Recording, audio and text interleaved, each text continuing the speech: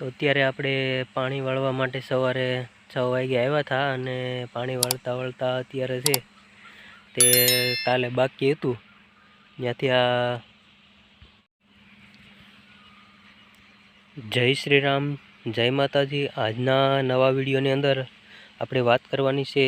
તો આજે 5 વાગે પાવર આવી ગયો હતો, 5:30 વાગે, અને અત્યારે આપણે 6 વાગે પાણી વાળવા આપણે આવી ગયા। આ એટલા ઘઉં આજે પી ગયા અને બાકીના જે આ ઘઉં રહ્યા થોડા એ અત્યારે કલાકની આસપાસ પી જાય।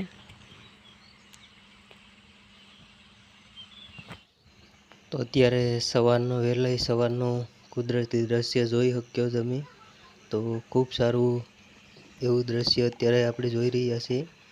વિડીયોની અંદર હજુ પણ તમે બન્યા રહેજો। ચેનલમાં નવા આવ્યા હોય તો ચેનલને સબસ્ક્રાઈબ કરવાનું ભૂલતા નહીં। આવા જ ખેતી વિશે અવાનવા વિડીયો જોવા માટે અમારી ચેનલમાં જોડાયેલા રહેજો। તો હવે 8 વાગ્યાનો ટાઈમ થઈ ગયો અને આપણા ઘઉં છે અત્યારે પાણી પી ગયું બધાય ઘઉંની અંદર। ચેનલમાં નવા આવ્યા હોય તો ચેનલને લાઈક, શેર અને સબસ્ક્રાઈબ કરવાનું ભૂલતા નહીં। હવે આપણે આવી ગયા છીએ મગફળી ફોલાવવા માટે। મગફળી ફોલાવવા માટે આપણે અત્યારે બાજુના ગામની અંદર આવી ગયા।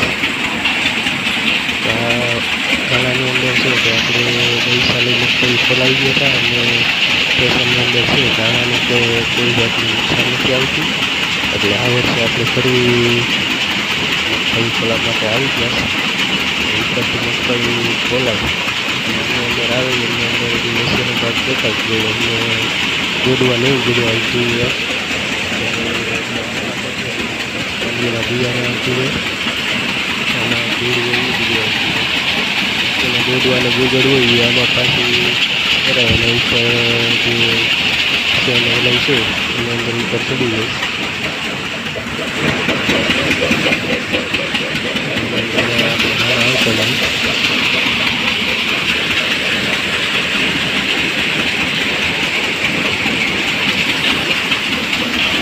આજે આખો દિવસ મગફળી ફોલાવવામાં જઈ ગયું હતું, કેમ કે અગાઉ 2 ટ્રેક્ટર હતા ને એક બળદગાડી હતી, વાર લાગી ગઈ।